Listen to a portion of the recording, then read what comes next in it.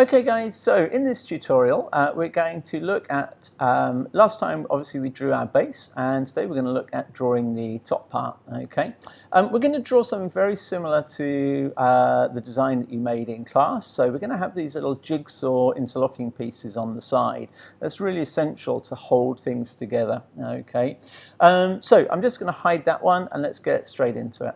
So the first thing is our drawings all normally start with a sketch. So I'm going to come up and create a new sketch here, and as soon as I do that it gives me three planes or surfaces to draw on. I actually don't want any of those. I want to come in and choose this surface here. That's where I want my sketch to be. That's where I want my piece to be. I could come onto that one and do the same thing, but that inside surface. As soon as I click that, it's going to turn it around, which in this case isn't actually that helpful. So I'm going to come up to my view cube and just flick that back to the home view. And the reason for that is that I want my rectangle to start right on this point here.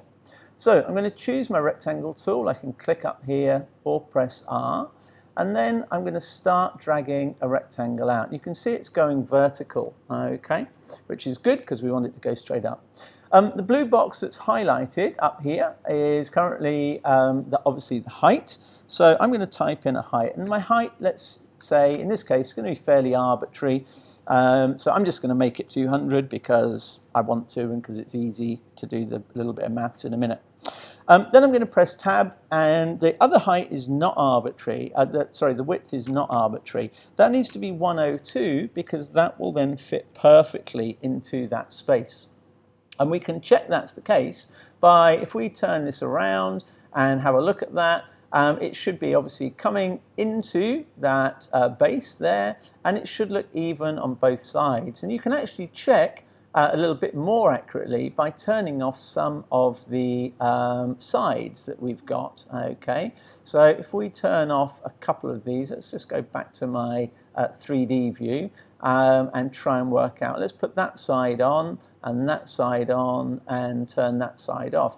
And then if you come back and have a look, you can see that's that rectangle we've just drawn, which is here, is fitting perfectly into that space. Okay, so let's go ahead and draw our little jigsaw pieces on the side. So I'm going to press my R for rectangle again.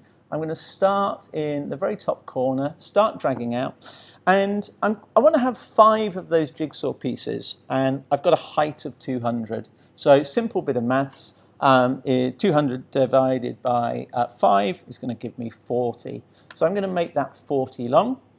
Then I'm going to press Tab, and the width is going to be 3 because the material is 3 millimeters thick. And then press Enter.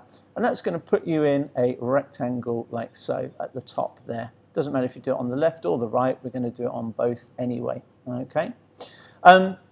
Why divide it by 5? Well, again, that's arbitrary, but I would make it an odd figure. Okay, so divide it by 3, 5, 7, 9, but 5 is pretty easy to do the maths, right? So what we're then going to do is we're going to duplicate this down the side, and you could just keep pulling out a rectangle, but there's an easier way to do it.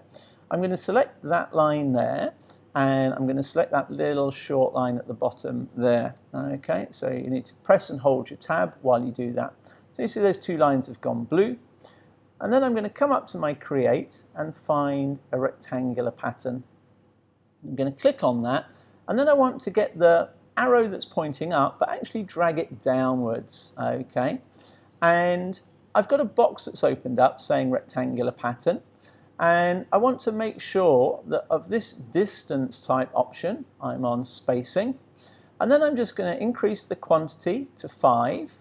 And I'm going to increase the distance. You can see it's already giving me the distance I've dragged it to. But, and in fact, minus 40. Oh, sorry, I'm putting the quantity in the wrong place. The quantity here needs to be 5. And by pure chance, I've pulled it out to minus 40 anyway. Okay, so you want to say spacing, 5 and minus 40. And when you click OK, it's going to have put those lines all the way down for you. Okay, then we'll do the same on the other side. So again, rectangle, start on that top. And this time, again, 40, same measurements, tab 3, press enter.